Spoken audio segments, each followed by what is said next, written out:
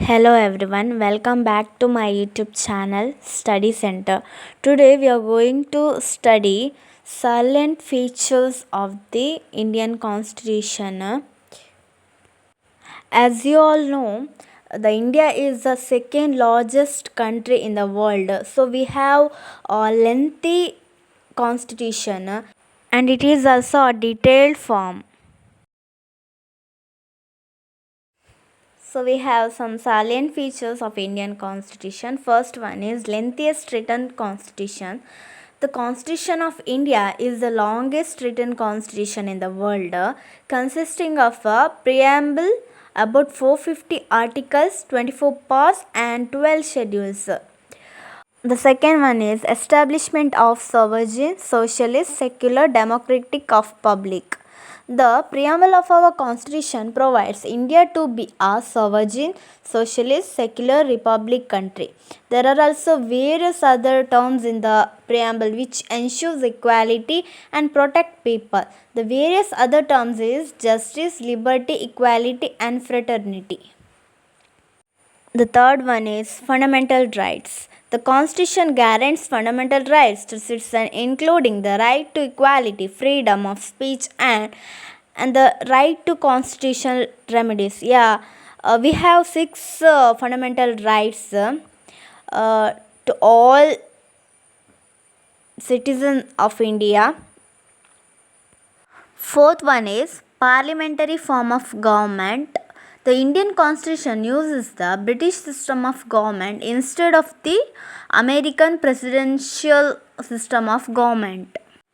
Fifth one is blend of flexibility and rigidity. The Indian Constitution is neither completely rigid nor flexible but the synthesis of both. Sixth one is directive principles of state policy.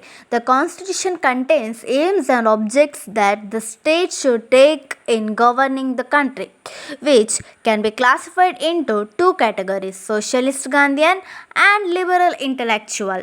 Seventh one is fundamental duties. Fundamental duties were not there in Indian Constitution. 42nd Amendment 1976 added 10 fundamental duties to the Indian Constitution.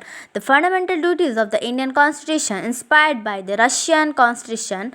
11th fundamental duties were later added through 86th Amendment Act 2002. The Indian Constitution lists the fundamental duties of citizens, which include doing one's duty to increase or improve quality of life, to protect the environment, and to develop a scientific temper. Eighth one is universal adult franchise. The concept of adult suffrage allows every citizen at our country who is above 18 years has the right to vote in the elections. Any adult who is eligible to vote should not be discriminated on any basis like gender, caste, and religion. The accepted age for voting was 21 before this amendment. Afterwards, it was changed to 18 years age. Article 326 of the Indian Constitution guarantees these rights. Every male or female who has reached 18 years old is entitled to vote in election to parliament or state legislatures. Ninth one is independence of judiciary and judicial review.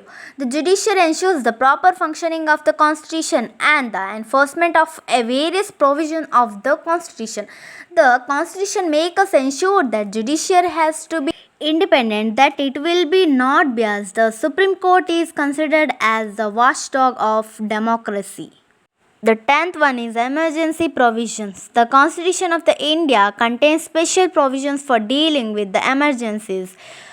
Here is some emergency provisions are: national emergencies, constitutional emergency in state, and financial emergency. The President of India has been empowered to take appropriate steps for dealing with these emergencies during the period of an emergency. The powers of the President, actually of the PM, the Union Council of Minister Cabinet, increased tremendously.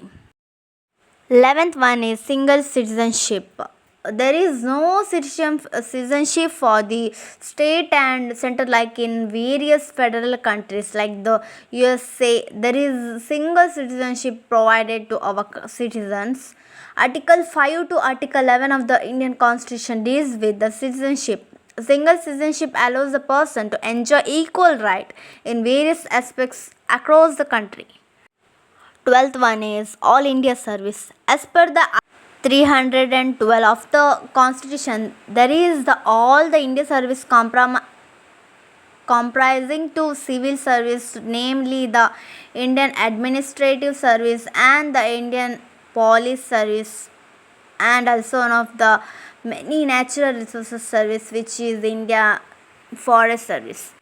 And the last one is constitutional status to local self-government. Local self-government should be constitutionally recognized, protected and preserved by the inclusion of new